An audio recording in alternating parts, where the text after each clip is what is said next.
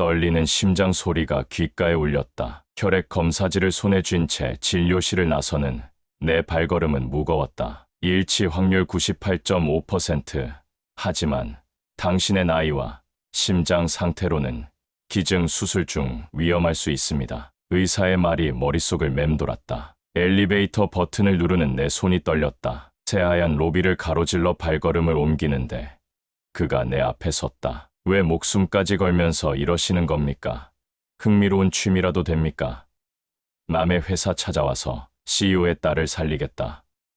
그의 차가운 눈빛이 나를 꿰뚫었다. 내가 미소를 지으며 말했다. 네가 내 아들이고 그 아이는 내 손녀니까 어떤 위험도 감수할 가치가 있어. 빗방울이 유리창을 두드렸다. 장례식장 창문 너머로 보이는 하늘은 잿빛이었다. 나는 검은 상복을 입고 영정 사진 앞에 그저 앉아 있었다. 갑작스러운 교통사고로 떠난 남편 준호의 얼굴이 사진 속에서 나를 바라보고 있었다. 열흘 전까지만 해도 아침에 커피를 함께 마시던 그 사람이 이제는 없다. 현실감이 없었다. 자네 아내가 많이 힘들겠구만. 아이도 없이 혼자 남았으니. 조문객들의 속삭임이 귓가에 맴돌았다. 그들은 내가 20년 전 아들 유찬을 잃었다는 사실도 몰랐다. 그날의 기억은 여전히 선명했다. 제주도 가족 여행, 갑작스러운 폭풍, 그리고 배에서 실종된 12살 아들. 시간이 지나도 그 상처는 아물지 않았다. 친구 현주가 다가와 내 어깨를 토닥였다. 미래야, 차 한 잔 마실래? 나는 고개를 저었다. 물 한 모금조차 목구멍을 넘기기 힘든 상태였다. 장례식이 거의 마무리될 무렵 입구 쪽에서 소란스러운 기운이 느껴졌다. 여러 명의 수행원을 거느린 한 남자가 들어섰다. 검은 정장 차림에 날카로운 눈매를 가진 그 사람은 주변 사람들과는 다른 아우라를 풍겼다. 나이는 30 초반으로 보였다. 그가 영정 사진 앞에 서서 묵념하는 모습이 보였다. 관계자로 보이는 사람이 그에게 다가가 말을 건넸다. 고인을 알고 계셨습니까? 그가 직원에게 명함을 건넸다. 그때 나는 그의 목덜미에 있는 작은 표식에 시선이 멈췄다. 반달 모양의 작은 흉터. 숨이 턱 막혔다. 그것은 유찬이가 태어날 때부터 가지고 있던 특별한 표식이었다. 세상이 거꾸로 뒤집히는 듯한 기분이 들었다. 손이 저절로 떨렸다. 일어날 힘조차 없어 그저 앉아 지켜볼 수밖에 없었다. 주변의 소음이 갑자기 멀어지는 느낌이었다. 귀에서 심장 박동 소리만 크게 들렸다. 언젠가 심리학자가 말했던 내용이 떠올랐다. 실종된 자녀를 둔 부모는 낯선 사람들 속에서도 자신의 아이를 찾으려는 심리적 경향이 있다고. 혹시 내가 그런 것은 아닐까? 착각이라면 어쩌지?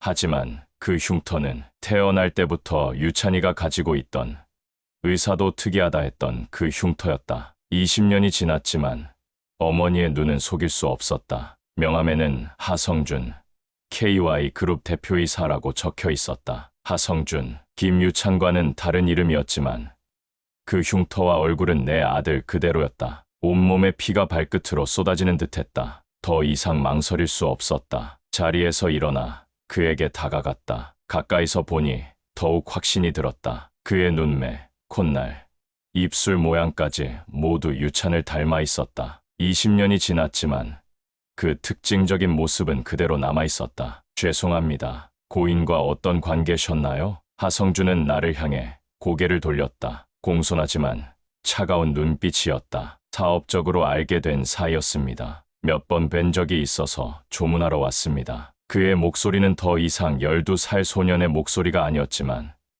어딘가 익숙한 울림이 있었다. 20년의 세월이 흘렀으니 당연한 일이었다. 혹시 그 목덜미의 흉터는 선천성인가요? 그의 눈동자가 미세하게 흔들렸다. 놀란 듯했다. 네, 그렇습니다만 왜 그걸 물으시죠? 우연이라고 생각하실 수도 있지만 내 말이 끝나기도 전에 그의 비서가 다가왔다. 회장님, 다음 일정 시간이 됐습니다. 하성준은 시계를 확인하고 나에게 고개를 숙여 인사했다. 유족분께 진심으로 위로의 말씀드립니다. 그렇게 그는 자리를 떠났다. 나는 움직일 수 없는 다리로 그저 서서 그의 뒷모습을 바라보았다. 검은 양복을 입고 떠나가는 그 모습이 20년 전 수학여행 가방을 들고 떠나던 유찬의 모습과 겹쳐 보였다. 현주가 다시 내게 다가왔다. 무슨 일이야? 얼굴이 하얘졌어. 방금 봤어. 우리 유찬이. 현주는 걱정스러운 표정으로 내 손을 잡았다. 미래야. 진정해. 이전에도 그런 적이 있잖아. 그녀의 말이 맞았다. 유찬이 실종된 후 몇 년 동안 나는 그와 닮은 아이들을 볼 때마다 뒤쫓아가곤 했다. 하지만 이번은 달랐다. 그 흉터가 증거였다. 아니야. 이번엔 달라. 목덜미의 흉터. 그건 유찬이만의 특별한 표식이었어. 현주는 눈을 크게 뜨고 나를 바라보았다. 정말. 그럼 어떻게 할 거야? 찾아가 볼 거야. 그가 정말 유찬이라면 내가 알아내야 해. 그날 밤 잠을 이루지 못했다. 남편을 보낸 슬픔과 죽은 줄 알았던 아들을 찾은 충격이 뒤섞여 머릿속이 어지러웠다. 다음 날 아침 인터넷에서 하성준에 대한 모든 정보를 검색했다. 그는 5년 전 갑자기 국내 경제계에 등장한 인물이었다. 해외에서 성공한 후 한국에 돌아와 KY 그룹을 설립했다고 했다. 그 이전에 그에 대한 정보는 거의 없었다. 마치 그의 과거가 지워진 것처럼. 경제 뉴스에 나온 그의 사진을 보며 차곡차곡 증거를 쌓았다. 목덜미에 흉터가 보이는 사진은 없었지만 얼굴만으로도 확신할 수 있었다. 그는 분명 내 아들이었다. 인터넷 기사 중 하나가 내 눈길을 끌었다. 하성준 회장. 어린 시절 심각한 사고로 기억 상실. 자수성가한 억만장자의 성공 신화. 기사는 그가 어린 시절 배 사고로 기억을 잃었고 미국인 부부에게 입양되어 자랐다고 전했다. 그리고 미국에서 IT 사업으로 성공한 후 5년 전 한국으로 돌아왔다는 내용이었다. 모든 것이 맞아떨어졌다. 나는 현주에게 전화했다. 미쳤다고 생각할지 모르지만 난 확신해. 그가 유찬이야. 그럴 리가. 실종됐던 아이가 갑자기 재벌 회장으로 나타난다고. 너무 영화 같지 않아? 내일 KY 그룹에 찾아갈 거야. 잠깐. 너무 성급하게 움직이지 마. 법적으로 접근하는 게 어때? 변호사와 상담해볼까? 20년을 기다렸어. 더는 못 기다려. 전화를 끊고 창밖을 바라보았다. 비가 그쳤고 햇살이 구름 사이로 비치기 시작했다. 마치 희망의 신호처럼 느껴졌다. 일주일 후 나는 KY 그룹 본사를 찾았다. 강남 한복판의 우뚝 선 유리 건물 앞에서 마음을 다잡았다. 거울 속에 비친 내 모습은 초라해 보였다. 오랜만에 화장을 하고 가장 깔끔한 옷을 입었지만 이 화려한 빌딩 앞에서는 왠지 작아지는 기분이었다. 로비로 들어서자 대리석 바닥이 번쩍였다. 접수대에 다가가 떨리는 목소리로 말했다. 안녕하세요. 하성준 회장님을 뵙고 싶은데요. 예약하셨나요? 아니요. 하지만 고 김준호 사장의 아내입니다. 중요한 일로 뵙고 싶습니다. 접수 담당자는 내부 전화를 걸었다. 잠시 후 정장 차림의 젊은 여성이 내게 다가왔다. 안녕하세요. 김준호 사장님 부인분이시죠? 하 회장님의 비서 정주희입니다. 네, 김미래라고 합니다. 죄송합니다만 오늘은 회장님 일정이 꽉 차 있습니다. 다른 날로 예약을 도와드릴까요? 실망감이 밀려왔다. 마음의 준비를 단단히 하고 왔는데 이렇게 돌아가야 한다니. 그러면 언제쯤 가능할까요? 다음 주 목요일이 가장 빠른 시간이네요. 내가 대답하려던 찰나 뒤쪽에서 움직임이 느껴졌다. 엘리베이터에서 사람들이 내리는 소리가 들렸다. 그 중심에 하성준이 있었다. 그는 몇몇 임원들과 대화하며 로비를 가로질러 가고 있었다. 숨이 멎는 듯했다. 운명의 장난처럼 느껴졌다. 우연히 그의 시선이 내게 닿았고 잠시 걸음을 멈췄다. 그가 내게 다가왔다. 장례식에서 뵌 분 아닌가요? 네, 맞습니다. 김미래라고 합니다. 회장님, 이분은 예약 없이 오셔서. 비서가 말을 시작했지만 하성준이 손을 들어 말을 끊었다. 다음 회의는 언제지? 40분 후입니다. 내 사무실로 안내해드려요. 임원들의 의아한 표정 속에서 우리는 함께 엘리베이터로 향했다. 문이 닫히자 좁은 공간에 묘한 긴장감이 감돌았다. 엘리베이터 안에서 나는 그의 측면을 살폈다. 자라난 아들의 모습을 상상했던 그대로였다. 김 사장님과는 어떤 관계셨나요? 남편이었습니다. 열흘 전 갑작스럽게 사고로 떠났어요. 많이 힘드시겠네요. 네. 44층에 도착하자 하성준은 나를 먼저 내려가게 했다. 그의 사무실은 넓고 깔끔했다. 통유리창 너머로 서울 전경이 펼쳐졌다. 현대적인 인테리어와 미니멀한 가구들이 세련된 공간을 만들어냈다. 앉으시죠. 무슨 일로 오셨나요?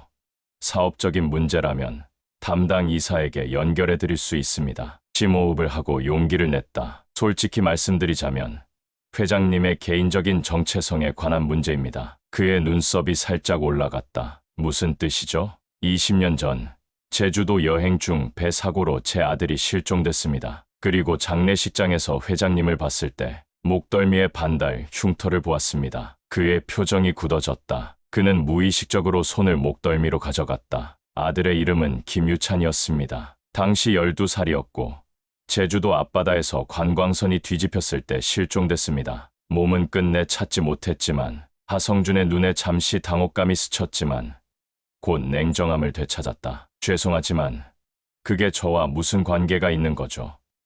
제 시간을 낭비하고 계신 겁니까? 냉담한 반응에도 물러서지 않았다. 가방에서 오래된 사진을 꺼냈다. 이건 아들이 12살 때 찍은 마지막 사진입니다. 보세요.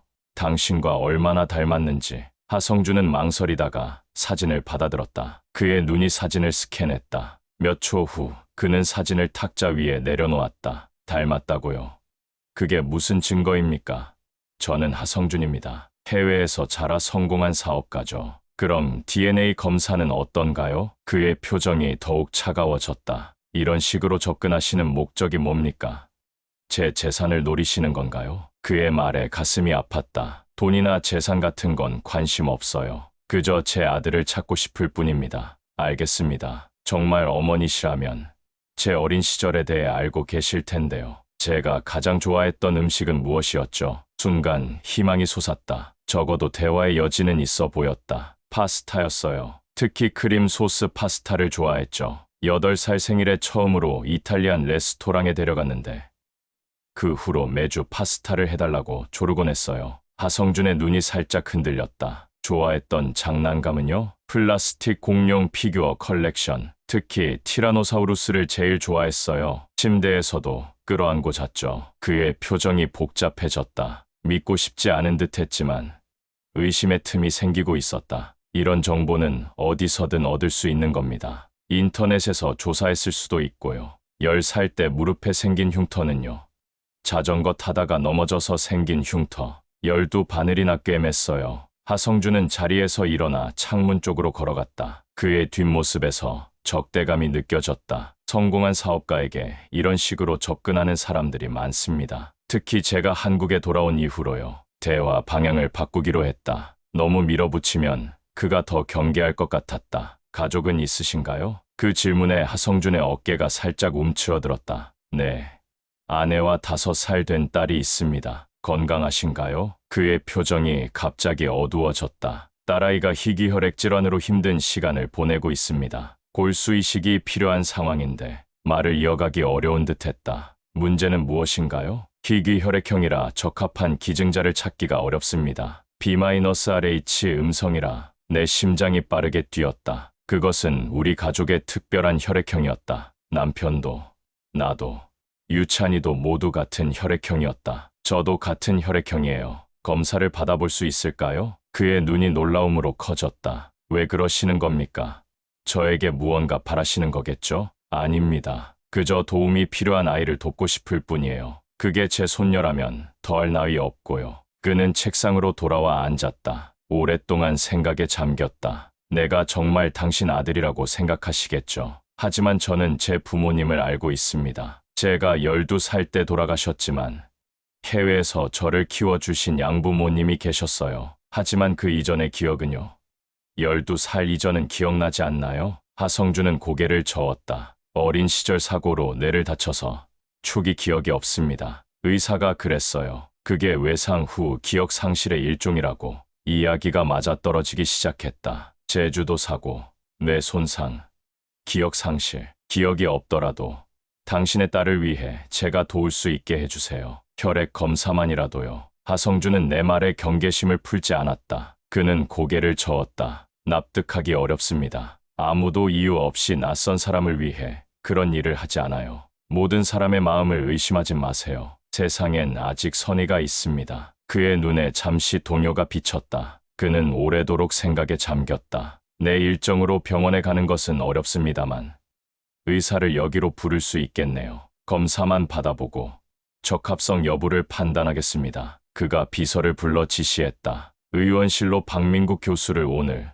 오후에 모셔와 주세요. 골수 적합성 검사를 준비해달라고 하세요. 비서가 나가고 우리 둘만 남았다. 하성준은 자신이 마신 물잔을 치웠다. 내 입술에 미소가 번졌다. 그는 내가 DNA 검사를 위해 그의 샘플을 얻으려 한다고 생각한 모양이었다. 의심이 많군요. 생존을 위해 필요한 자세입니다. 유찬이도 그랬어요. 항상 모든 것을 의심하고 질문했죠. 왜?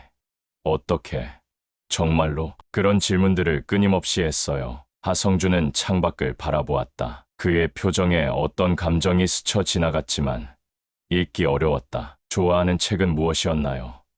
제가 아들이라면요. 해리포터였어요. 특히 마법사의 돌을 좋아했죠. 그리고 학교 도서관에서 빌려온 공룡 백과사전. 그 책은 너무 무거워서 제가 들어줘야 했어요. 하성준의 눈이 잠시 멀리 보는 듯했다. 무언가를 기억하려는 것처럼. 어릴 때 꿈은요? 우주비행사, 방 천장에 야광 별 스티커를 붙여두고 밤마다 우주 여행을 상상했죠. 그때 비서가 다시 들어왔다. 박 교수님이 2시에 도착할 예정입니다. 알겠어요. 회의실을 준비해 주세요. 그리고 점심 식사를 주문해 주세요. 비서가 나가자 하성준이 나를 바라보았다. 함께 식사하시겠어요?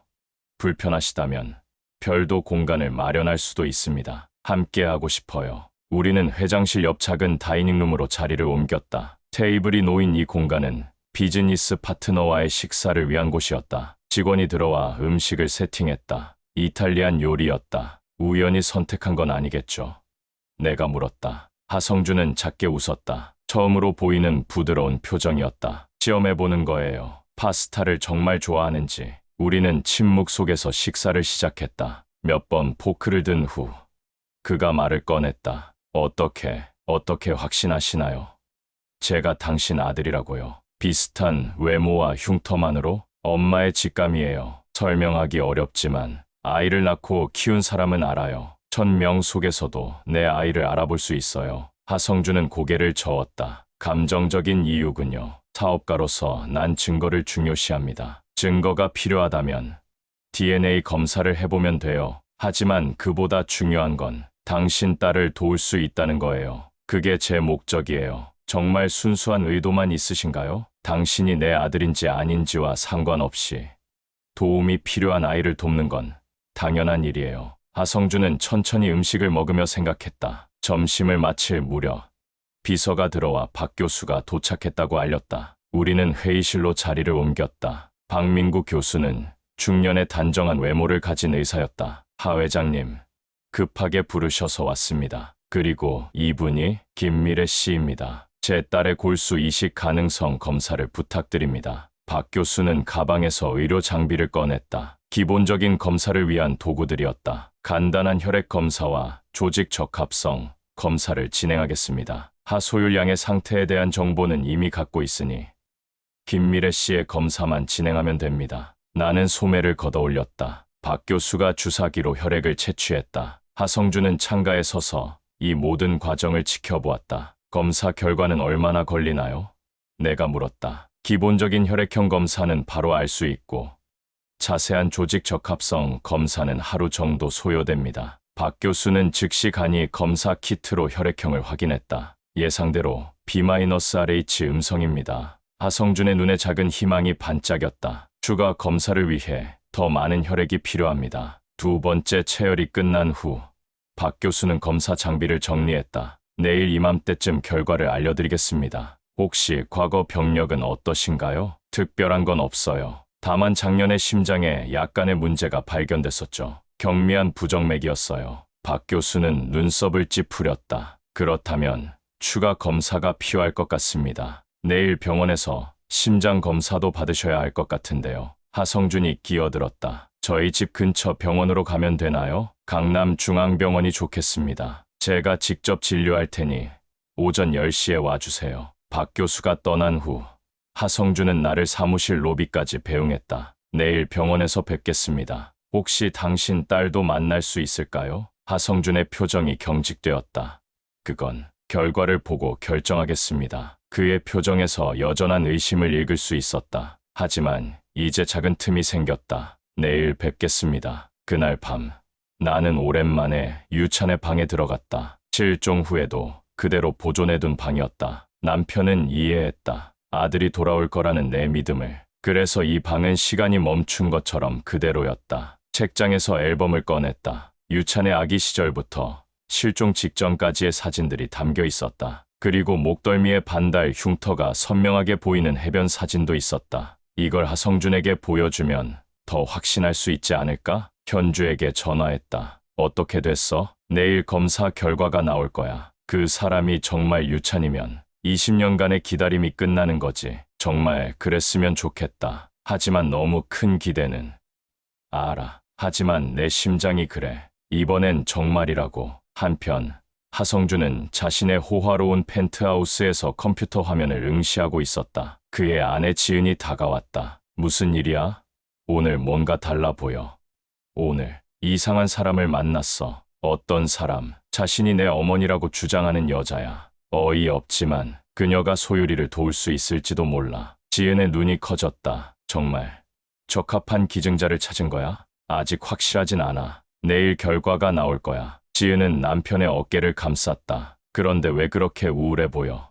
좋은 일 아니야? 하성준은 한숨을 내쉬었다. 나도 모르겠어. 그 여자가 하는 말이 어떤 건 내 기억에 없는 유년 시절과 맞아떨어져. 아버지가 말씀하신 것들과도 일치하고 내 생물학적 부모님에 대해서? 응, 아버지는 내가 12살 때 폭풍 속에서 구조됐다고 했어. 배에서 실종되었다가 기적적으로 살아남았다고. 지은은 그의 손을 잡았다. 그럼 그 여자가 정말 내 어머니일 수도 있겠네. 그래도 DNA 검사를 해봐야 해. 오늘 몰래 그녀의 머리카락을 채취했어. 연구소에 보냈고 내일 결과가 나올 거야. 그럴 필요가 있었어. 그냥 물어보면 되잖아. 내가 어떻게 믿을 수 있겠어. 재산을 노리는 사기꾼일 수도 있어. 지은은 고개를 저었다. 항상 최악을 가정하는구나. 하지만 딸을 위해 기증해주겠다는데 정말 나쁜 의도가 있을까? 하성준은 답하지 않았다. 그는 창가로 걸어가 서울의 야경을 내려다보았다. 머릿속은 혼란스러웠다. 진실은 무엇일까? 자신이 정말 김유찬일까? 딸 소율이의 방을 살짝 열어 확인했다. 그녀는 평화롭게 자고 있었다. 창백한 피부가 달빛에 비쳤다. 하성준은 딸의 이마에 가볍게 키스했다. 아빠가 꼭 낫게 해줄게. 다음 날 아침 나는 강남중앙병원에 도착했다. 로비에서 하성준을 발견했다. 그는 피곤해 보였다. 밤새 잠을 이루지 못했을 것 같았다. 안녕하세요. 안녕하세요. 김미래 씨.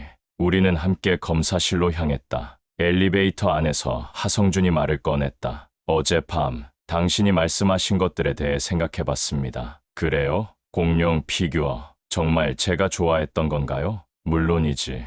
우리 집 안방 창고에 아직도 내 컬렉션이 있어. 특히 트리케라톱스는 내가 가장 아끼던 거였지. 그의 눈에 잠시 어떤 감정이 스쳤다. 기억하는 듯한, 그러나 확신하지 못하는 표정이었다. 검사실에 도착하자 박 교수가 우리를 기다리고 있었다. 그의 표정은 희망적이었다. 좋은 소식이 있습니다. 김미래 씨의 골수는 하소율 양과 매우 높은 적합성을 보이고 있어요. 일반적인 비혈연 기증자와 비교해 거의 10배 높은 수치입니다. 하성준의 얼굴에 안도감이 번졌다. 그럼 기증이 가능하단 말씀인가요? 그런데 박 교수의 표정이 심각해졌다. 김미래 씨의 심장 상태가 우려됩니다. 추가 검사가 필요합니다. 오전 내내 다양한 심장 검사가 이어졌다. 심전도, 초음파, 스트레스 테스트까지. 점심시간이 지나자 박 교수가 우리를 진료실로 불렀다. 결과가 나왔습니다. 그는 컴퓨터 화면을 보며 말을 이었다. 김미래 씨는 심근병증 초기 증상을 보이고 있습니다. 현재 상태에서 골수 기증 시술을 받으면 심장에 큰 부담이 갈 수 있어요. 얼마나 위험한가요?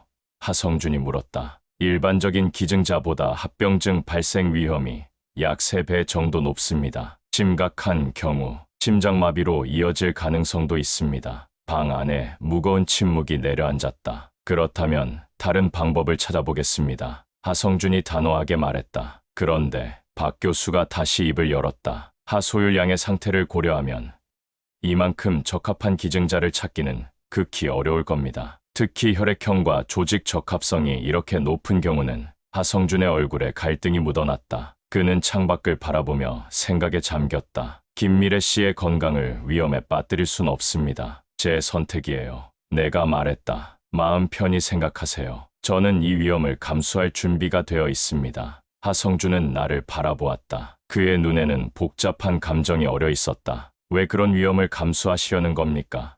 만약 제가 당신 아들이 아니라면요? 그래도 괜찮아요. 어린 생명을 구할 수 있다면 그 자체로 충분한 의미가 있습니다. 박 교수는 자리에서 일어났다. 두 분이 충분히 상의하실 수 있도록 자리를 비우겠습니다. 박 교수가 나가고 진료실에는 우리 둘만 남았다. 정말로 그런 위험을 감수하시겠다는 건가요? 하성준이 물었다. 내 딸이라면 당연히 제가 당신 아들이 아니라는 증거가 있다면요. 그래도 기증하시겠어요? 내 마음은 이미 결정되어 있었다. 네. 하성준은 주머니에서 종이 한 장을 꺼냈다. DNA 검사 결과였다. 어젯밤 확인했습니다. 99.9992%의 확률로 당신은 제 어머니입니다. 세상이 갑자기 멈춘 것 같았다. 그 단 한 문장이 20년의 기다림을 끝내고 있었다. 그럼 기억이 나? 하성준은 고개를 저었다. 기억은 여전히 없습니다. 하지만 과학적 사실은 인정해요. 내 눈에서 눈물이 흘렀다. 비록 그가 아직 나를 어머니라고 부르지 않았지만 적어도 진실을 인정한 것이다. 유찬아. 오랜만에 불러보는 그 이름. 하성준. 아니, 유찬은 잠시 침묵했다. 아직은 그 이름이 낯설게 느껴집니다. 괜찮아. 시간이 필요하지. 그때 박 교수가 다시 들어왔다. 결정하셨나요? 우리는 서로를 바라보았다. 하성준이 입을 열었다. 김미래 씨의 의견을 존중하겠습니다. 수술을 진행하겠습니다. 신중히 생각하셨으면 합니다. 위험성이 있다는 점을 명심하시고요. 언제 수술이 가능할까요? 내가 물었다. 검사 결과를 모두 확인한 후 일주일 정도 후에 가능할 것 같습니다. 하성준과 나는 병원을 나왔다. 주차장으로 향하는 길. 그가 말을 걸었다. 저희 집에 오시겠어요? 제 가족을, 당신의 가족을 만나보세요. 가슴이 벅차올랐다. 좋아요. 우리는 그의 차를 타고 강남의 고급 아파트 단지로 향했다. 차 안에서의 대화는 어색했지만 처음으로 개인적인 이야기를 나눴다. 어떻게 살아남은 건가요? 그날 배에서 하성준은 깊은 숨을 내쉬었다. 아버지, 제가 양부모라고 부르는 분의 말씀으로는 일본 해안에서 저를 발견하셨대요. 사고 후 바다에 떠다니다 표류한 것 같아요. 의식이 없었고 기억도 없었죠. 아버지는 해운업에 종사하셨어요. 하루는 항구 근처를 지나가다 쓰러진 저를 발견하셨대요. 병원에 데려가셨고 결국 저를 입양하셨죠. 그 분들이 한국인은 아니었나요? 아니요.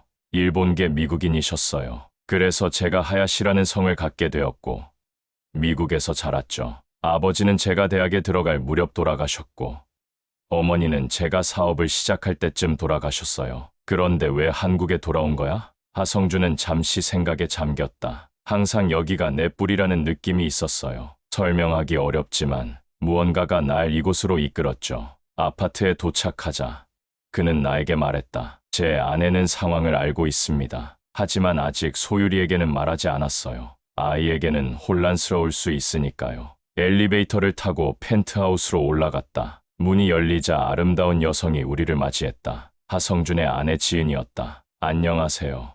김미래 씨, 들어오세요. 거실은 넓고 고급스러웠지만 따뜻한 가정의 느낌이 있었다. 벽에는 가족 사진들이 걸려 있었다. 소율이는 어디 있어? 하성준이 물었다. 방에서 책 읽고 있어. 오늘은 컨디션이 좋은 편이야. 세 사람은 소파에 앉았다. 지은이 차를 내왔다. 언제부터 아셨어요? 성준이가 당신 아들이라는 거요? 장례식장에서 처음 봤을 때부터요. 목덜미의 흉터가 유찬이와 똑같았거든요. 지은은 미소 지었다. 그 흉터요. 처음 만났을 때부터 특별하다고 생각했어요. 반달 모양이 너무 예뻐서요. 하성준은 불편한 듯 했지만 대화에 참여했다. 골수 이식 수술은 일주일 후로 예정됐습니다. 지은의 눈이 커졌다. 정말요? 소율이를 위해 정말 감사합니다. 우리 가족에게 이런 선물을. 그때 작은 목소리가 들렸다. 엄마.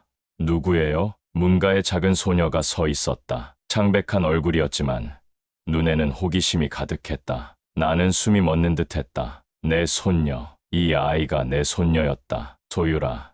이쪽은 미래 할머니야. 아빠의 특별한 친구셔. 소율이는 나를 향해 걸어왔다. 그녀의 움직임은 약해 보였지만 용감하게 다가왔다. 안녕하세요. 나는 눈물을 참으며 미소 지었다. 안녕, 소율아. 순간 소율이가 내 목에 걸린 목걸이를 바라보았다. 예쁜 목걸이네요. 그것은 유찬이 어렸을 때 생일 선물로 줬던 작은 별 모양 목걸이였다. 고마워. 이건 아주 특별한 사람에게 받은 소중한 선물이란다. 소율이는 내 곁에 앉았다. 저 아픈데 할머니도 아파요? 그 질문에 방 안의 어른들은 서로를 바라보았다. 하성준이 다가와 딸의 손을 잡았다. 소율아, 미래 할머니는 널 도와주러 오신 거야. 너를 낫게 해줄 특별한 선물을 가져오셨어. 진짜요?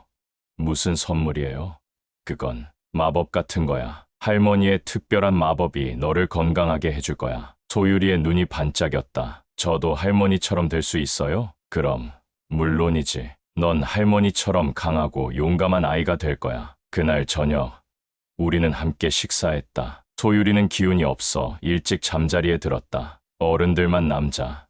지은이 와인을 따랐다. 이게 다 운명인 것 같아요. 하성준이 한국에 돌아오고 당신을 만나고 소율이를 위한 기적이에요. 하성준은 여전히 복잡한 표정이었다. 그는 진실을 받아들였지만 감정적으로는 아직 거리가 있었다. 모든 검사와 절차는 내가 책임지겠습니다. 최고의 의료진을 배치할게요. 고마워. 하지만 그보다 중요한 건 내가 돌아왔다는 사실이야. 하성준은 잠시 침묵했다가 물었다. 아버지는 어떤 분이셨나요? 너의 아버지는 건축가였어. 창의적이고 꼼꼼한 사람이었지. 내가 실종된 후로는 일을 거의 못했어. 널 찾는데 모든 시간과 돈을 썼으니까. 그랬군요. 널 정말 사랑했어. 마지막까지도 내가 살아있다고 믿었지. 이런 식으로 다시 만날 줄은 몰랐겠네요. 인생은 예측할 수 없는 법이야. 그날 밤 나는 하성준 가족의 게스트룸에서 묵었다. 침대에 누워 천장을 바라보며 생각했다. 20년의 기다림이 끝났다. 내 아들은 살아있었고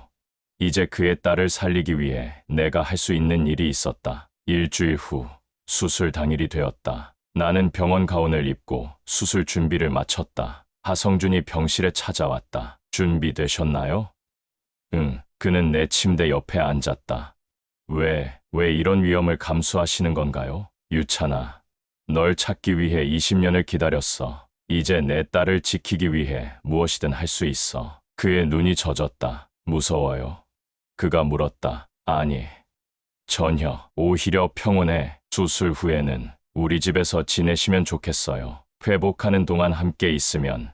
말을 못 잇는 그를 보며 미소 지었다. 그래.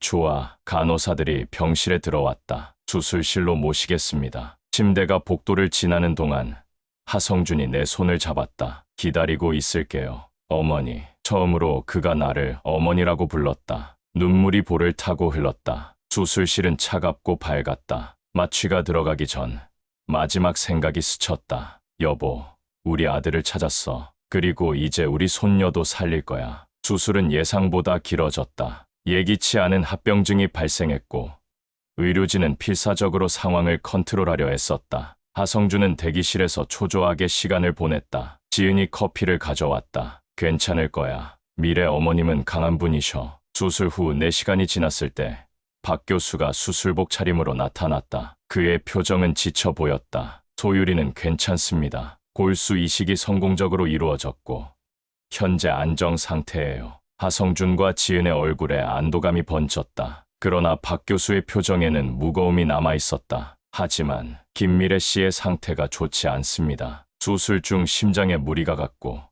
현재 중환자실에서 치료 중입니다. 하성준의 얼굴이 창백해졌다. 얼마나 위험한가요? 다음 수문의 시간이 고비가 될 것 같습니다. 최선을 다하고 있어요. 하성준은 중환자실 앞에 앉아 밤을 지새웠다. 아침이 밝아오자 박 교수가 다시 나타났다. 상태가 호전되고 있습니다. 심장 기능이 점차 안정을 찾고 있어요. 하성준의 얼굴에 안도감이 번졌다. 언제쯤 뵐 수 있을까요? 오후에 의식이 돌아올 것 같습니다. 그때 잠시 면회가 가능할 거예요. 오후가 되자 박 교수가 하성준을 불렀다. 김미래 씨가 깨어나셨습니다. 잠시 면회하실 수 있어요. 중환자실은 조용했다. 각종 의료기기 소리만 가끔 들렸다. 나는 산소 마스크를 쓴 채 누워 있었다. 하성준이 내 곁에 앉았다. 어머니, 내 눈이 천천히 떠졌다. 흐릿한 시야로 아들의 얼굴이 보였다. 소유리는 어때? 잘 지내고 있어요. 골수 이식이 성공적이었대요. 안도감에 미소가 지어졌다. 다행이다. 하성준은 내 손을 잡았다. 왜 그런 위험을 감수하셨어요?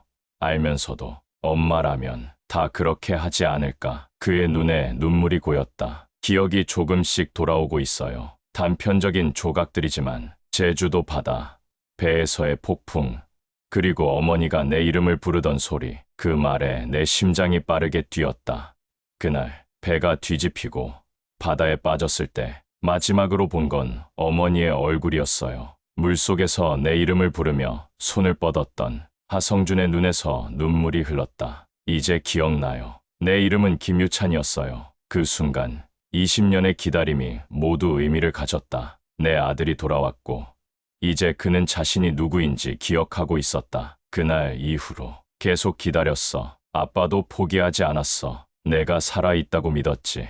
마음 속 깊은 곳에서 저도 알고 있었던 것 같아요. 무언가 잃어버린 것이 있다는 느낌이 항상 있었어요. 나는 손을 들어 그의 얼굴을 어루만졌다. 이제 찾았네. 일주일 후 나는 퇴원했다. 유찬은 자신의 집으로 나를 모셔갔다. 소유리는 빠르게 회복 중이었고 그녀의 눈빛에는 생기가 돌아오고 있었다. 유찬이 아니라 하성준으로 계속 불러달라고 했다. 이름은 그의 정체성의 일부였고 나는 그 선택을 존중했다. 하지만 그에게 있어 나는 이제 어머니였다. 어느 날 아침 하성준이 나를 회사로 초대했다. 그의 사무실에 들어서자 임원들이 모여 있었다. 어머니를 소개합니다. 앞으로 KY 그룹의 명예 회장님으로 모시겠습니다. 물론 그것은 형식적인 직함이었지만 하성준이 자신의 과거와 현재를 연결하기 위한 방법이었다. 그날 저녁 하성준과 나는 옥상 정원에 앉아 서울의 야경을 바라보았다. 어머니, 궁금한 게 있어요. 뭐니? 아버지는 나를 어떻게 찾으셨죠? 제가 실종된 후에 깊은 숨을 내쉬었다. 처음에는 해양경찰과 협력했지. 하지만 시간이 지나도 단서가 없자 아빠는 직접 나섰어. 사업을 접고 너를 찾는데 모든 것을 걸었지. 동남아 전역의 고아원과 병원을 돌아다녔고 소문이 들리면 어디든 달려갔어. 지칠 줄 알았는데 그는 멈추지 않았어. 매년 내 생일이면 언젠가 돌아올 거라며 케이크를 샀지. 그렇게 18년을. 하성준의 눈이 젖었다. 그리고 어머니는요? 난 내가 살아있다는 것을 한 번도 의심하지 않았어. 느낌이 있었거든. 내가 어디선가 살아서 잘 지내고 있다는. 그런데 어떻게 인정할 수 있었어요?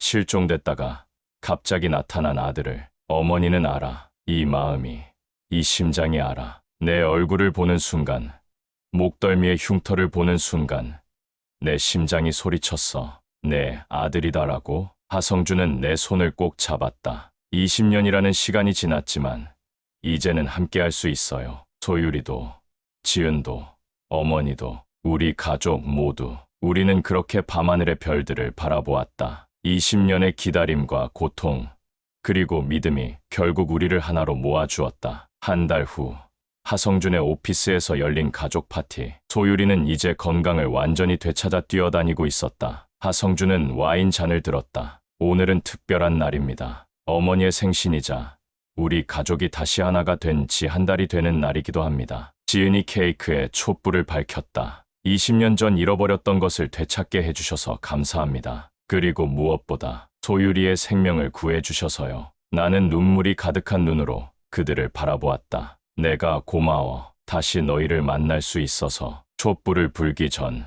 소유리가 물었다. 할머니, 소원이 뭐예요? 미소를 지으며 대답했다. 이미 다 이루어졌단다. 촛불을 불며 생각했다. 여보, 우리 아들이 돌아왔어. 그리고 이제 우리에게는 새로운 가족이 생겼어. 지켜봐 줘. 하성준이 서랍에서 작은 상자를 꺼냈다. 어머니, 이건 제가 찾은 겁니다. 상자를 열자 오래된 야구, 글러브가 나왔다. 가죽은 낡았지만 바닥에 유찬이라는 이름이 선명했다. 어떻게 찾았어? 찾아보니 우리 옛집이 아직 그대로 있더군요. 새 주인에게 연락했더니 다락방에서 발견했다고 하더라고요. 글러브를 만지며 눈물이 흘렀다. 아빠가 10살 생일에 선물해 준 것이었다. 어릴 때 항상 이걸 끼고 잤던 기억이 나요. 야구 선수가 되고 싶었거든요. 지은이 웃었다. CEO가 된 것보다 더 나쁘진 않네요. 우리 모두 웃음을 터뜨렸다. 하성준이 내 손을 잡았다. 어머니, 여기 있어 주셔서 감사해요. 20년이라는 시간이 필요했지만 결국 집에 돌아왔습니다. 나는 그의 손을 꼭 쥐었다. 시간은 중요하지 않아. 결국 우리가 다시 만났으니까. 창밖으로 서울의 야경이 빛나고 방 안에는 웃음소리가 가득했다. 20년의 공백을 뛰어넘어 우리 가족은 새로운 시작을 맞이했다. 인생은 때로 우리가 상상조차 할 수 없는 방식으로 이어진다. 나는 남편을 잃은 슬픔 속에서 아들을 되찾는 기쁨을 맛보았다. 그리고 깨달았다. 진정한 사랑은 시간과 공간을 초월한다는 것을. 그리고 포기하지 않는 마음이 가져다주는 기적의 힘을. 이제 우리 앞에는 새로운 이야기가 펼쳐질 것이다.